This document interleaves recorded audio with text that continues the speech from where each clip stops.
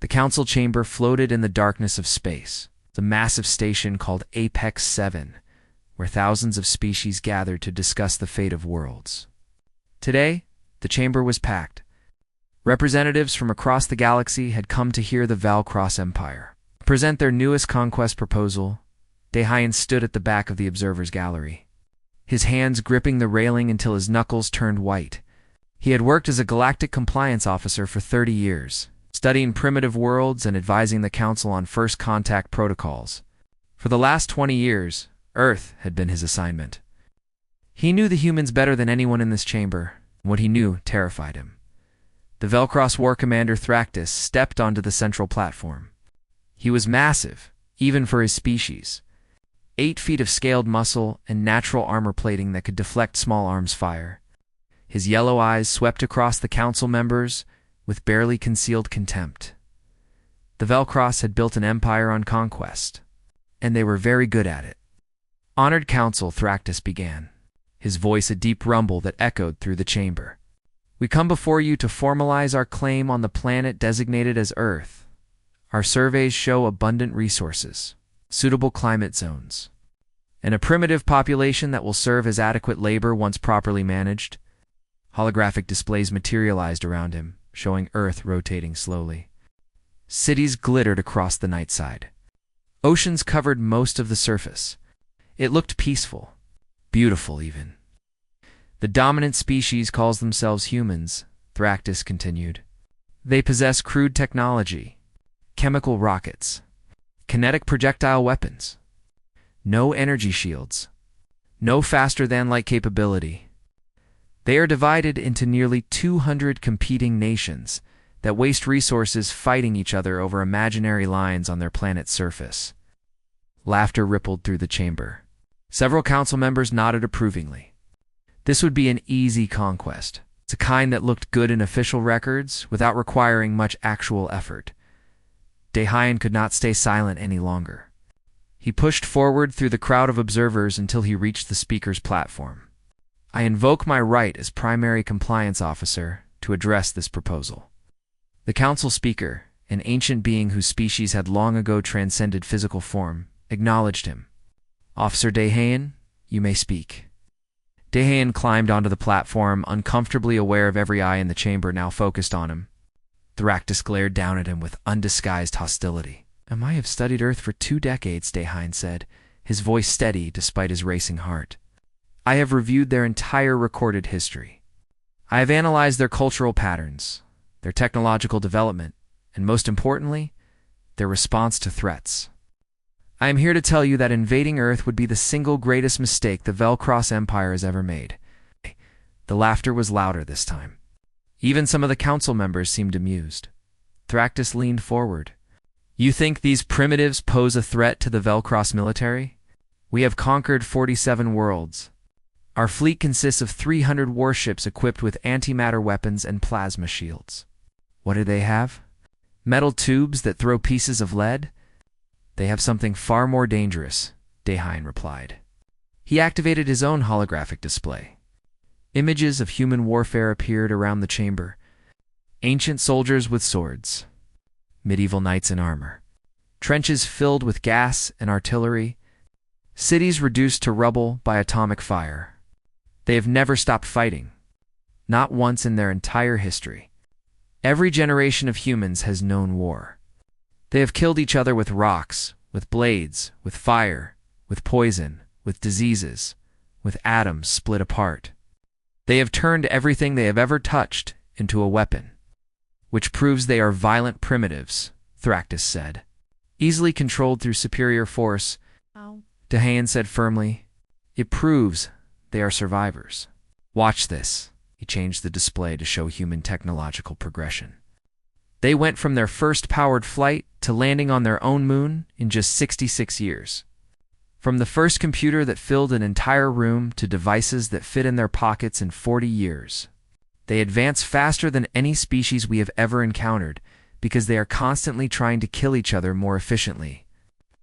He pulled up more data. They live on a death world by galactic standards.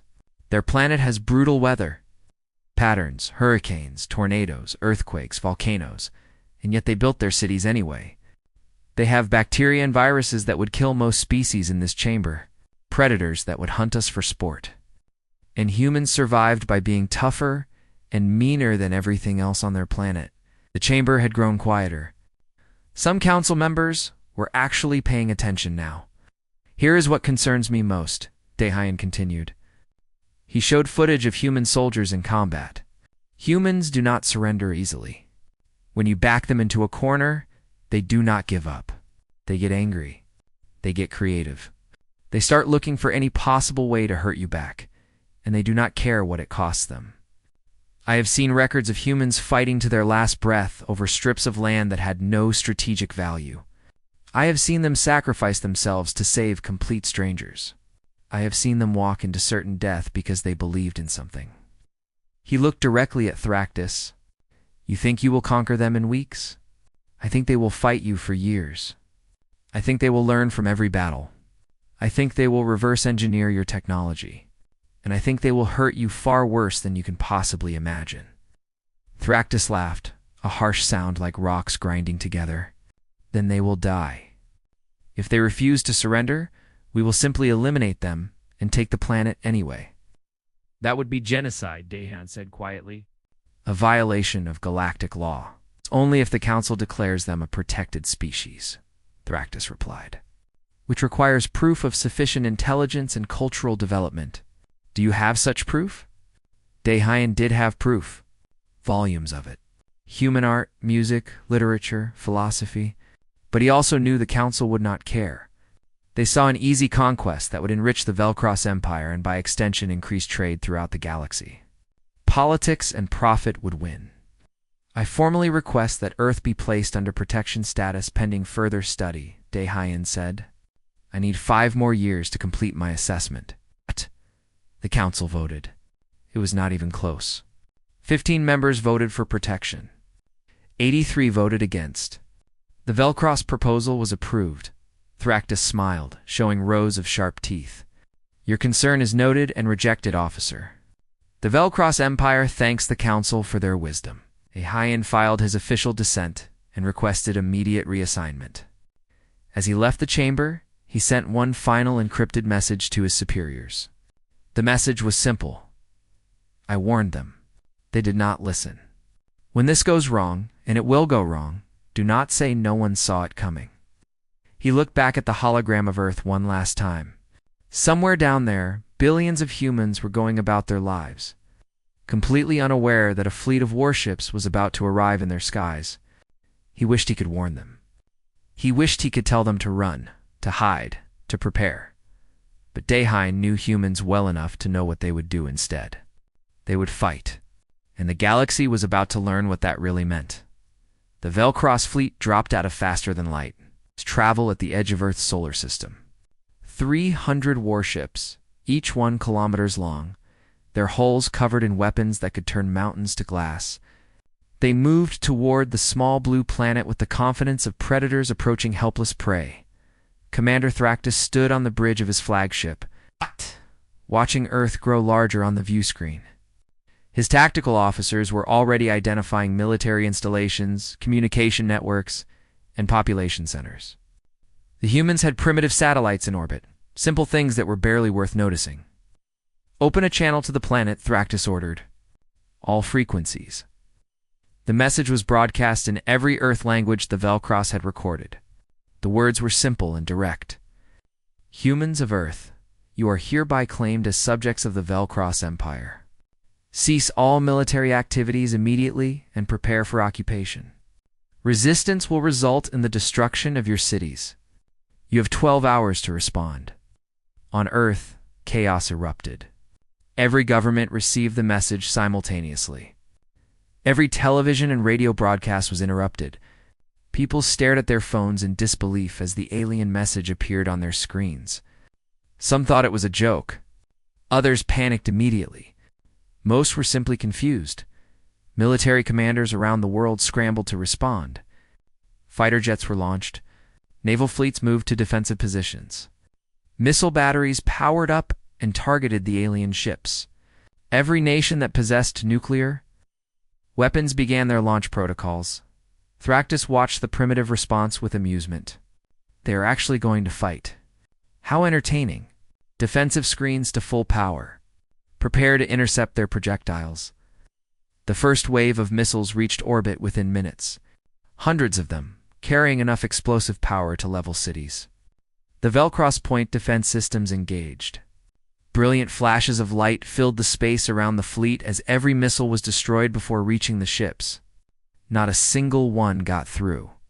Human fighter jets followed, screaming up through the atmosphere at maximum speed. They launched everything they had. Air-to-air missiles, bombs, even their cannons firing streams of bullets. The Velcross shields absorbed it all effortlessly. Return fire was swift and precise. Plasma bolts burned through the atmosphere, and within minutes, the sky was empty of human aircraft. Begin orbital bombardment, Thractus commanded. Target military installations only. Leave the cities intact. We will need the infrastructure and the labor force. The attack was devastating. Every military base on Earth was hit simultaneously. Airfields, naval yards, army barracks, missile silos.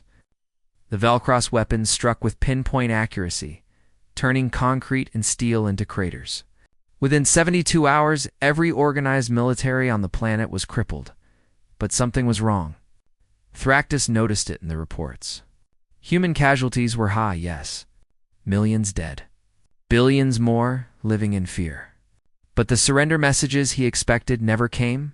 Instead, his intelligence officers reported increasing guerrilla activity. Humans were not fleeing the destroyed military bases.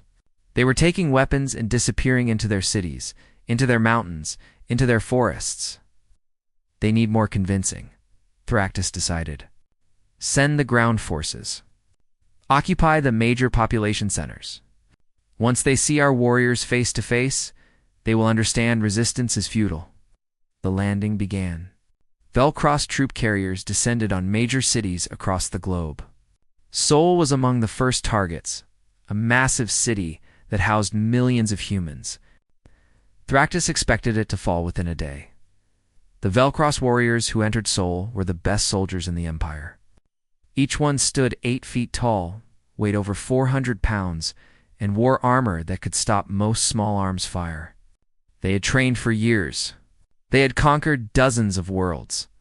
Humans, they believed, would be no different. Haijian crouched in the ruins of what used to be a shopping district. Watching the alien soldiers march down the street, she was 23 years old, a university student studying architecture just weeks ago. Now she carried a rifle taken from a destroyed military depot and led a resistance cell of 30 fighters. "Wait for it," she whispered into her radio. "Let them get into the kill zone." The Velcross warriors moved with confidence, their weapons sweeping the empty buildings. They did not notice the thin wires stretched across the street. They did not see the barrels of explosives hidden in the rubble. They did not expect the primitive humans to organize this quickly. Haijian pressed the detonator. The explosion ripped through the street, catching a dozen Velcross warriors in the blast. Their armor protected them from the worst of it, but several were knocked down. That was when the humans opened fire from every window, every rooftop, every hidden position. The Velcross returned fire immediately, their plasma weapons tearing through concrete and steel. But the humans were not standing still. They fired and moved, used cover, coordinated their attacks. They had studied every video of the aliens they could find. They learned where the armor was weakest. They adapted. 3 Velcross warriors died in that ambush before the rest retreated.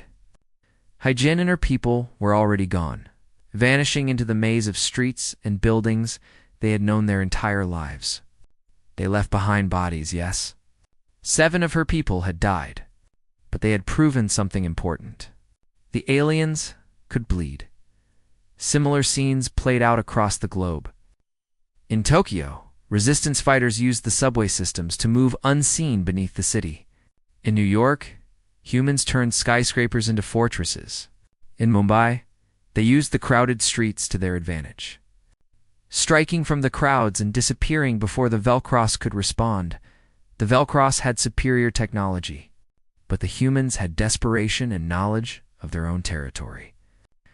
Every street, every building, every sewer system was a weapon in their hands, far from Earth.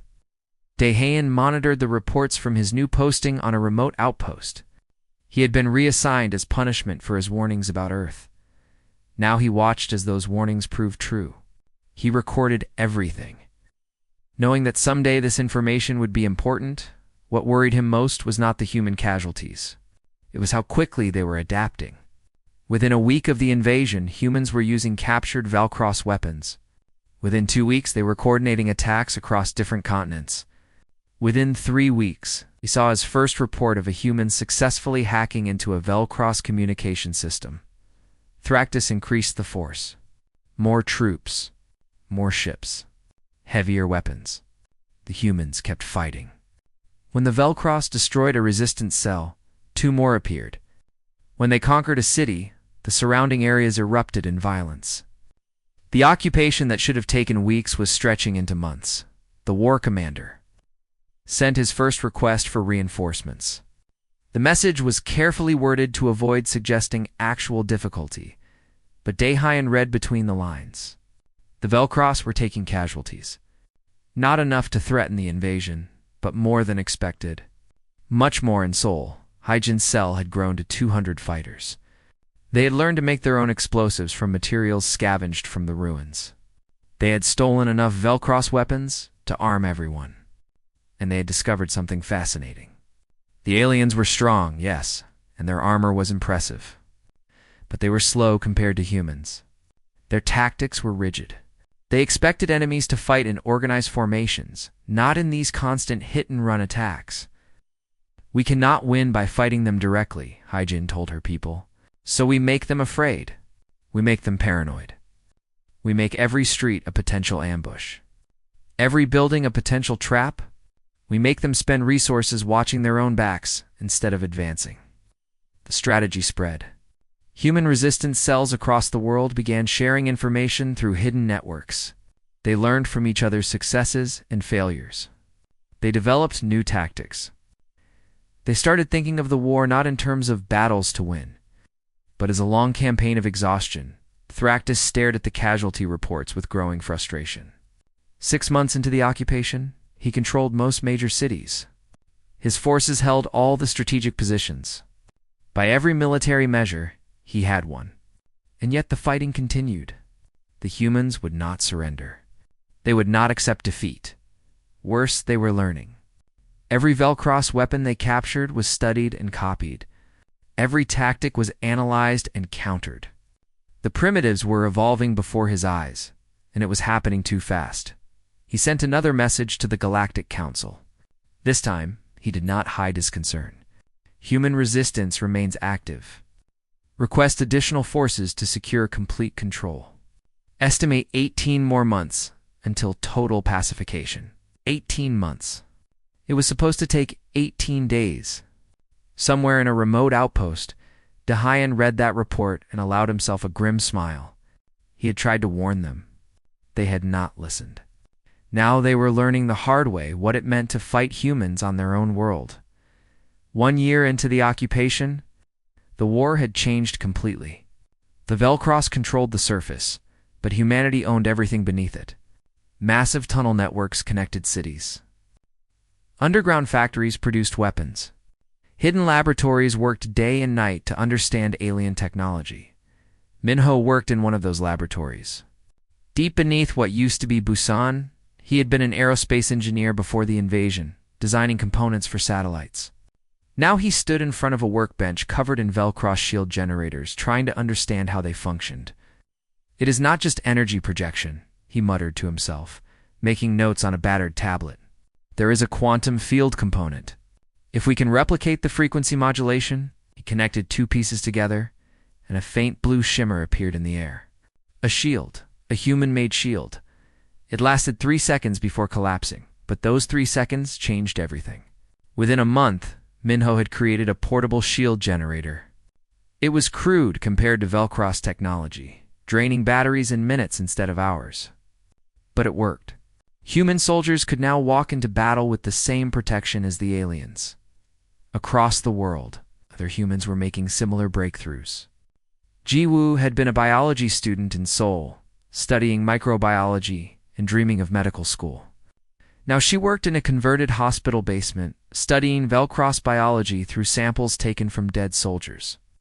Their immune system is incredibly efficient, she explained to her research team, but it is specialized for their homeworld.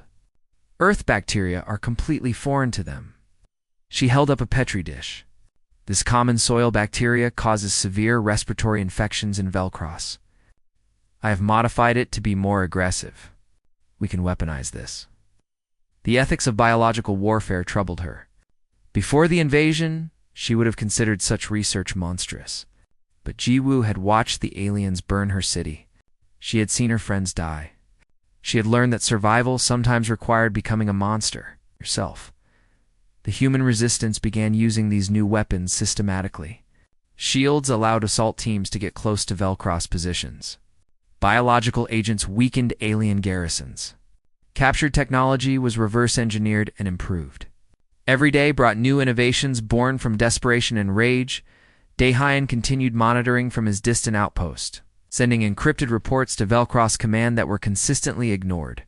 He warned them that human technological advancement was accelerating at an impossible rate. He showed them evidence of humans successfully replicating shield technology, energy weapons, even attempting to build their own faster-than-light engines. His reports were filed away and forgotten. The war commander Thractus noticed the changes, though. His soldiers were dying at increasing rates.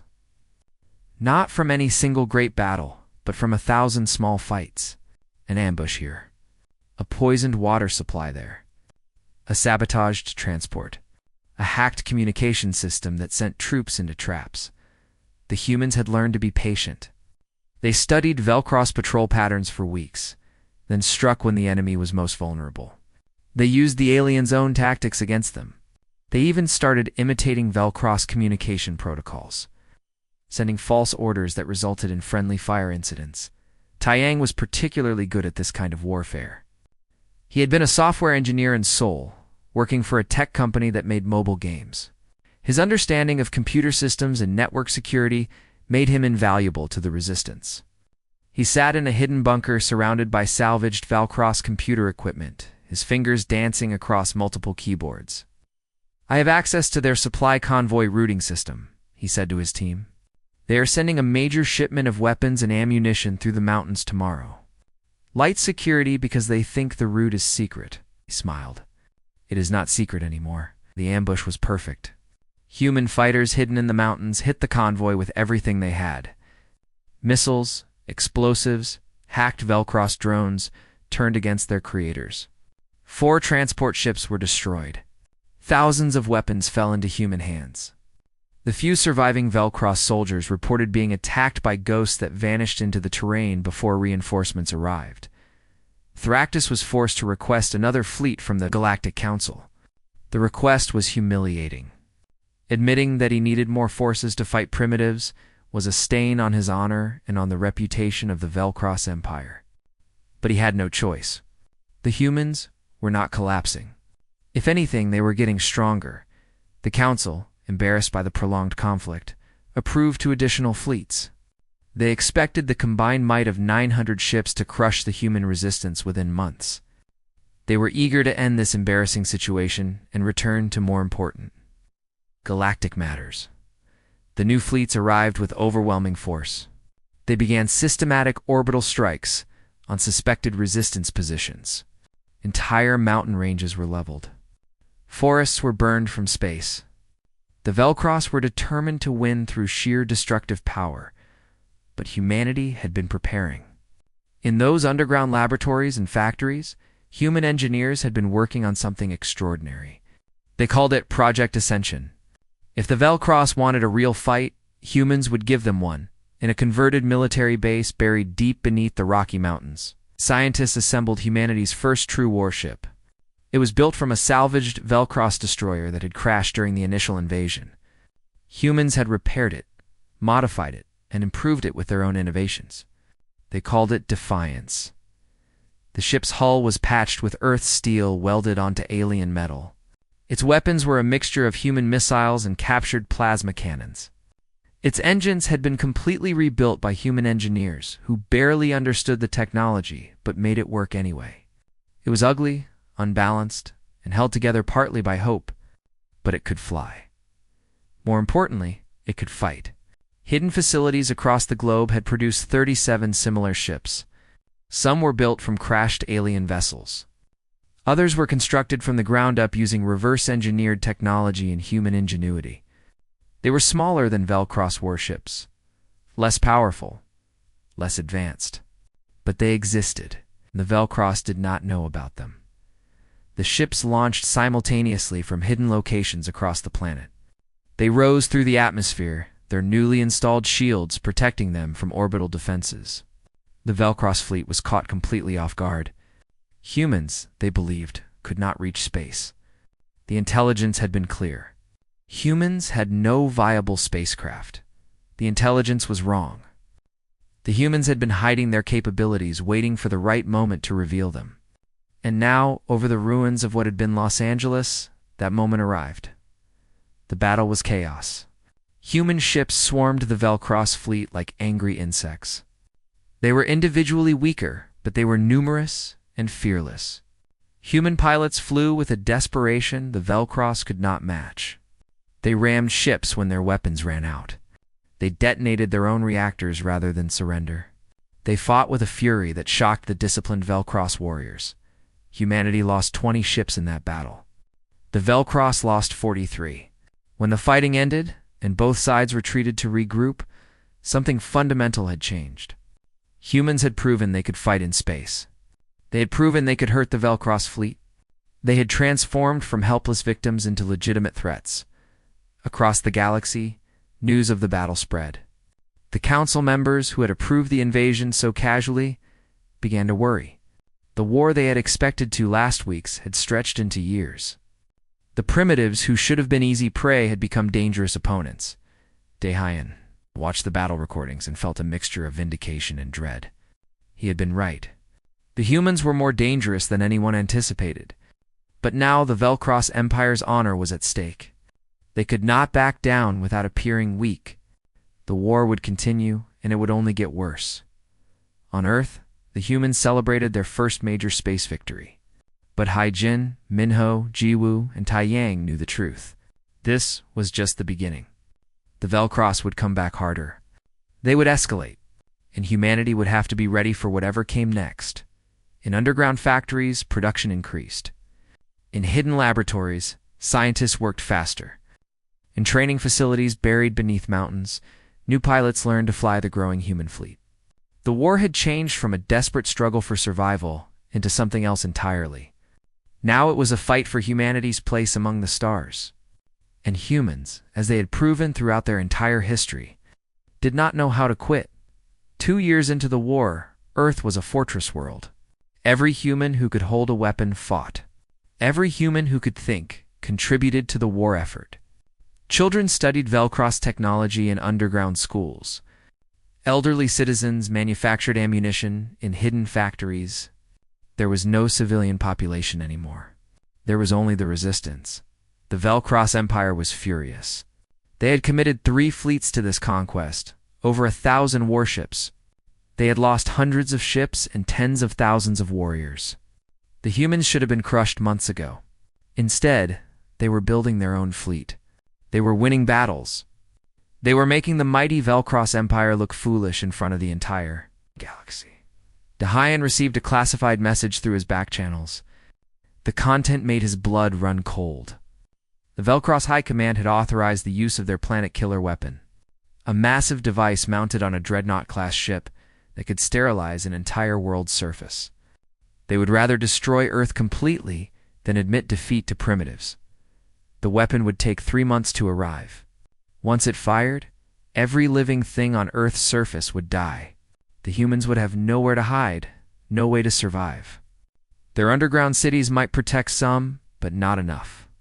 It would be genocide on an unprecedented scale. Daehyun knew he should stay silent.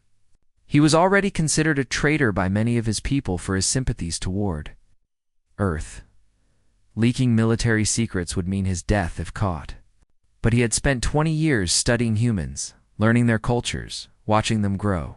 He could not let them die without warning. He sent an encrypted message through a resistance communication network he had discovered months ago. The message was simple: planet killer weapon en route. ETA, 90 days. Recommend evacuation plans. Source: a friend. The message reached Nari within hours. She was a former military strategist who now coordinated global resistance efforts from a bunker beneath Seoul. She had helped plan the space battle over Los Angeles. She had organized supply lines across 3 continents. And now she had to figure out how to stop a weapon that could kill a planet. "We cannot evacuate," she said to her command team. "Even if we had enough ships, which we do not, where would we go? We need to destroy that weapon before it reaches Earth. It is on a dreadnought," Minho pointed out. He had been promoted to chief engineer of the human fleet. That is the largest class of Velcross warship. Heavily armored, shields that can withstand multiple nuclear strikes, and escorted by at least 20 support ships. Our entire fleet could not scratch it. "Then we do not attack it directly," Taeyang said. He had become the Resistance's expert on Velcross computer systems and electronic warfare. "We get inside and sabotage it." Everyone looked at him. The idea seemed impossible. Get inside an enemy dreadnought while it traveled through space, surrounded by guards, and destroy it from within. The odds were astronomical. "It is suicide," Haijin said bluntly. She commanded one of the largest resistance cells and had led dozens of successful operations. She also understood when a plan was hopeless. How would we even get close? "We have a captured Velcross stealth ship," Taeyang replied. "The one we recovered from THE crash site 6 months ago. It still has a working cloaking device. If we can repair it enough to fly, we could approach the dreadnought undetected." Nari studied the tactical displays. "The stealth ship holds how many people?" 10, maybe 12, if we pack them in tight. So we send 12 people to infiltrate an enemy capital ship. Fight through who knows how many guards. Plant explosives on a planet killer weapon and somehow escape before it explodes. Does that about sum it up? Taeyang nodded. "Yes. I told you it was suicide." The room fell silent. Everyone knew what this meant. 12 volunteers would need to accept almost certain death to save billions. It was an impossible choice and a necessary one. "I will go," Haijin said immediately. "I have the most combat experience." "I will go," Minho added. "Someone needs to know how to plant the explosives properly." "I will go," Taeyang finished. "I need to hack their systems to get us in." Others volunteered. Within an hour, they had their team. 12 people who understood they were being sent to die, but went anyway because that was what humans did. They sacrificed for each other. They fought impossible odds. They refused to give up, even when giving up was the logical choice. The mission launched 3 weeks later. The stealth ship, renamed Ghost, slipped out of Earth's atmosphere while Velcross sensors looked the other way. Taeyang had hacked their scanning network to create a blind spot. It's just large enough for the small ship to escape unnoticed. Former military pilot Kong sat in the pilot seat. His hands steady on controls he barely understood.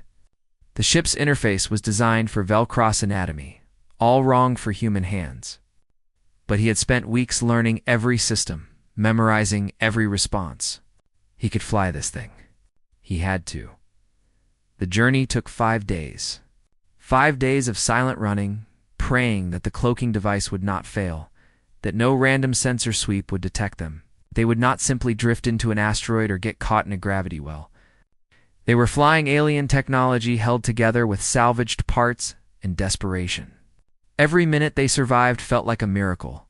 The dreadnought appeared on their sensors like a small moon. It was massive, kilometers long, bristling with weapons. Scores of smaller ships flew patrol patterns around it.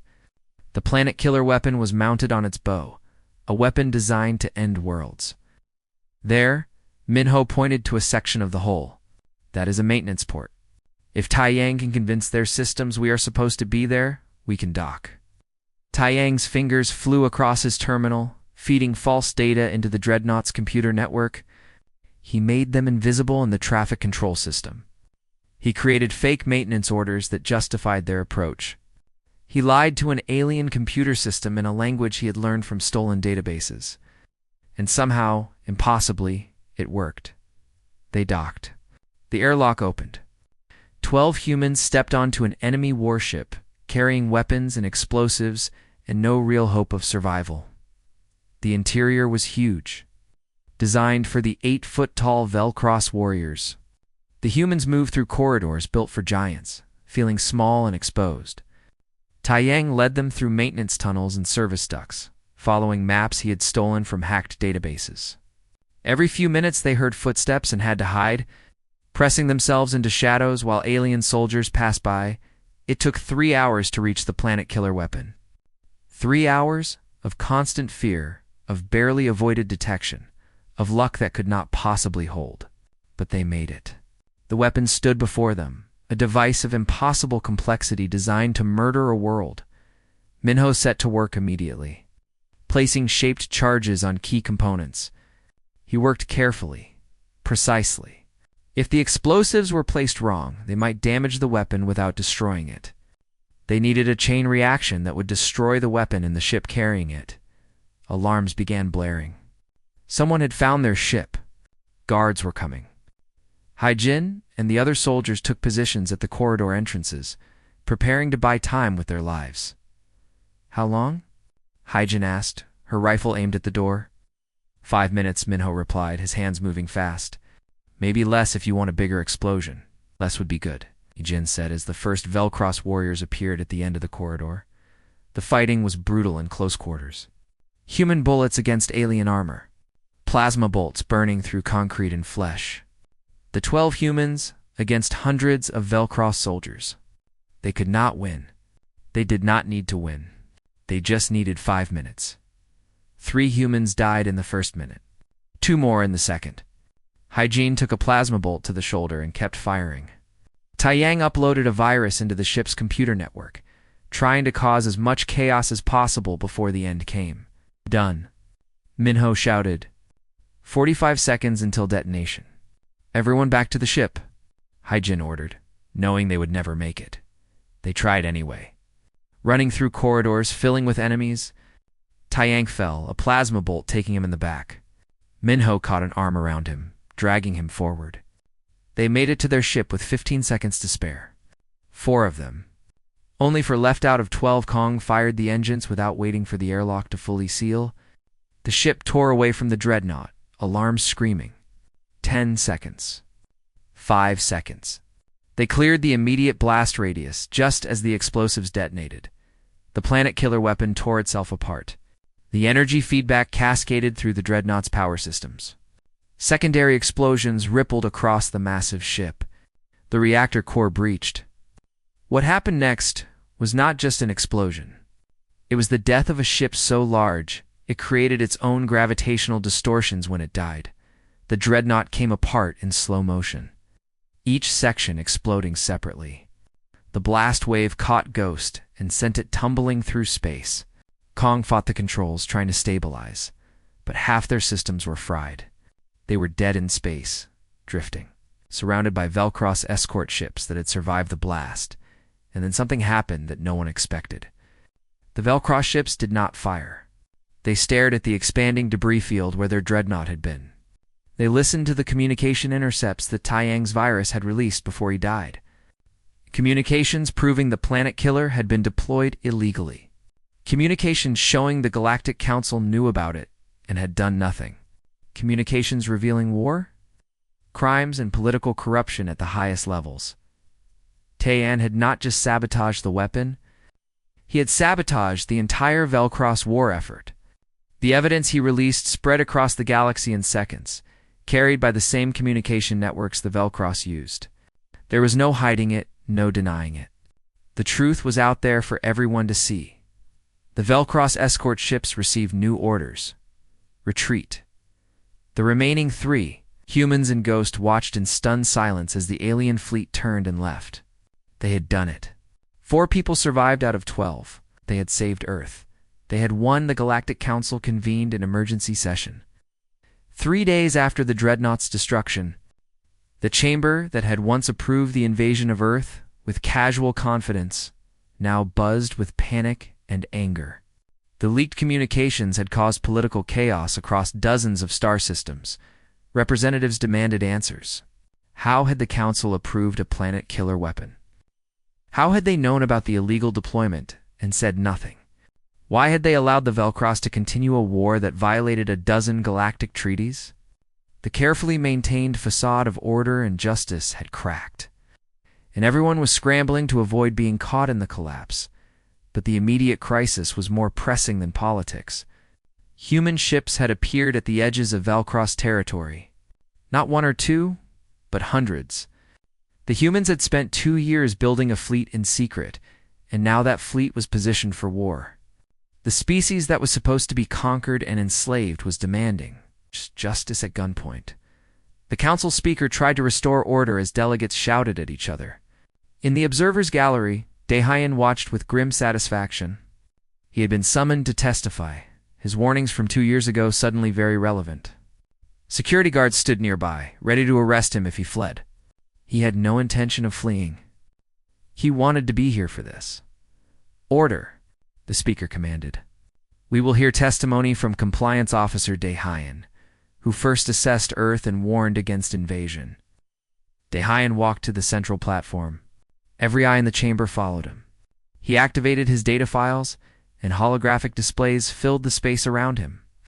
2 years ago, I stood here and warned you about invading Earth, he began, his voice calm and measured. I told you humans were dangerous. I told you they would fight. I told you they would adapt and learn and refuse to surrender. I provided extensive documentation supporting these conclusions. He pulled up his original reports, time-stamped and authenticated. The council voted to ignore my warnings. War Commander Thractus called humans primitive. Council members laughed at the suggestion they posed any threat. You approved the invasion with an 83-15 vote. The displays changed, showing casualty reports. In the 2 years since that vote, the Velcross Empire has lost over 600 ships and 300,000 soldiers. They have been forced to commit 3 full fleets to a war that was supposed to last weeks, and they still have not won.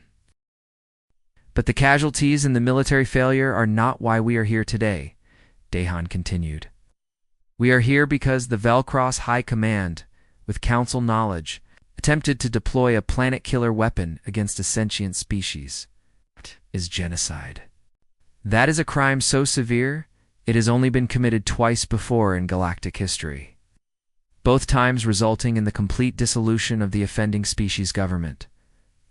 The Velcross delegation stood to protest. Those communications were stolen by terrorists. They cannot be authenticated. They have been authenticated, Daehyun replied coldly.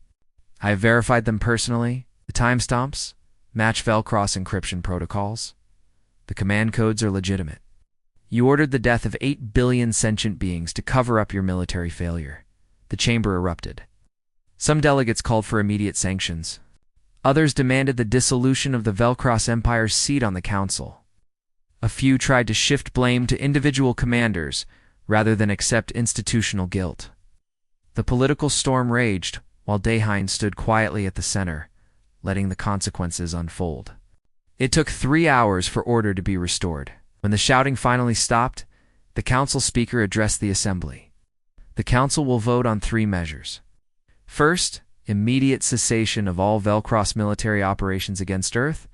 Second, full reparations to be paid to humanity for war damages. Third, provisional membership in the Galactic Council for Earth, pending final integration procedures. The votes were not close. The war would end. Reparations would be paid. And humanity would take its place among the stars, not as conquered subjects, but as equals. The species that had been dismissed as primitive just 2 years ago now commanded respect born of fear. Ambassador Wyan arrived at the council station 4 days later. She had been a diplomat before the war, working in trade negotiations between Korea and neighboring nations. Now, she represented all of humanity before the galaxy. She walked into the council chamber with her head high, flanked by an honor guard of human soldiers still wearing battle-scarred armor. Humanity accepts the Council's terms, she announced. We will agree to a ceasefire. We will accept provisional membership. But we have conditions of our own. The Council members shifted uncomfortably. They were not accustomed to making deals with species they had recently classified as primitive. First, Soyin continued, the Velcross Empire will cede the star systems designated as Proxima 7, Alpha 12, and Beta 3 to human control. These systems will serve as buffer zones and as reparations for our dead. Thractus, who had been forced to attend the session, growled in anger. Those systems are worth trillions. You cannot seriously expect us to simply give them away. You killed 3 billion of my people, Soyin replied, her voice hard as steel. You've burned our cities. You destroyed irreplaceable historical sites. You murdered children in their schools and elderly in their hospitals. 3 star systems is a bargain, considering we could continue the war and take much more. The Velcross delegation had no response to that. Council voted, and the systems were transferred to human control. Second, Soyin said, humanity will share selected technological advances we have made during the war. Medical techniques, agricultural improvements, civilian applications of our research will contribute to galactic society as full members. The Council members nodded appreciatively. This was the kind of cooperation they valued, however, Soyin added, and her tone made several delegates flinch. Our military technology remains exclusively human property. Our weapons designs, our ship schematics, our tactical innovations, these stay with us forever. That is unprecedented, a Council member objected. All members share technology for mutual defense. We are not all members, Soyin replied.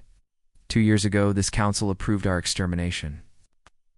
Us if we are reluctant to trust you with the means to hurt us. Our military secrets stay secret. This is not negotiable. The Council debated for hours, but ultimately agreed. Humanity was too valuable as an ally and too dangerous as an enemy to push away over treaty specifics.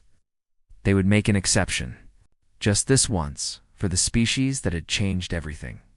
Daehain was offered a position as Earth's permanent liaison to the Council. He accepted immediately. His own people considered him a traitor. The Council members did not trust him. But the humans welcomed him, and for the first time in years, he felt like he was doing something right. Why did you help us? Soyin asked him during a private meeting. You risked everything to warn us about the planet killer. I spent 20 years studying your species, Daehain replied. I watched your movies and read your books and learned your histories. I know what you are capable of, both the terrible and the beautiful. I could not let the galaxy destroy you out of ignorance and arrogance. Will they come for us again? Soyin asked. Not the Velcross, but someone else. Not that they know what. We can do. Will others try to eliminate us before we become too strong? Some will try, Daehain admitted. You have frightened a lot of people. You went from primitive to dangerous too quickly. But I think most will choose cooperation over conflict. You have proven that fighting humans is expensive and painful, even when you win. On Earth, reconstruction had begun. The scars of war covered the planet. Entire cities were ruins. Billions had died. But the survivors were already rebuilding with the same desperate determination they had shown in fighting. Human engineers used captured Velcross technology to restore power grids. Farmers used alien agricultural techniques to feed the hungry. Doctors combined human medicine with galactic medical knowledge to heal the wounded. Haijin walked through the ruins of Seoul. Her arm still bandaged from the plasma burn she had taken during the Dreadnought mission. Minho walked beside her, limping slightly from injuries that had not fully healed. They stood before a massive memorial wall that stretched 4 kilometers, covered in names. 3 billion names. 3 billion people who had died in a war they did not start. Was it worth it? Haijin asked quietly. All those deaths? All that destruction? Was our freedom worth this price? Ask me that question in 100 years, Minho replied. Ask me when human ships are exploring the galaxy. Ask me when our children are living on other worlds. Ask me when humanity has grown so strong that no one would dare threaten us again. Then maybe we will know if the price was worth paying. Giwu joined them, carrying flowers to place at the memorial. She had survived the war working in her underground laboratory, developing weapons that had saved countless lives while taking others. The moral weight of that work would stay with her forever. "I read the final casualty reports," she said. 8 of the 12 who went on the Dreadnought mission are confirmed dead. Taiyang died during the escape. 3 others died from wounds after. Only Kong made it home in one piece. They stood in silence, remembering friends and strangers who had given everything. Around them, other survivors gathered at the memorial, leaving flowers and photographs and letters to the dead. Wall had become a sacred place, a reminder of what war cost and why peace mattered. Above the planet, human ships patrolled in neat formations. The fleet had grown to over 500 vessels. Shipyards in orbit constructed more every day. Earth would never be defenseless again. They had learned that lesson in blood and fire. In the Galactic Council chamber, Soyin gave her first official speech as humanity's ambassador. She talked about cooperation and mutual understanding. She spoke of humanity's desire for peace. She offered friendship to species that had ignored Earth for thousands of years. But she ended with a warning that every delegate understood perfectly. We came to the stars not by choice, but by necessity. We learned to build ships because enemies destroyed ours. We learned to fight in space because we had to. Humanity does not want war. But we have proven we can wage it. We have proven we can win it. Remember that? The next time you consider whether humans are worth respecting, the speech was broadcast across the galaxy. Billions of beings heard Earth's ambassadors speak. Some felt inspired. Others felt threatened. All of them understood that the galaxy had changed. A new player had entered the game, and they had arrived with fire and fury. Daehan watched the speech from his new office in the human embassy section. On his desk sat a small plant, a gift from Haijin. It was a flower native to Korea, somehow surviving the war in a hidden greenhouse.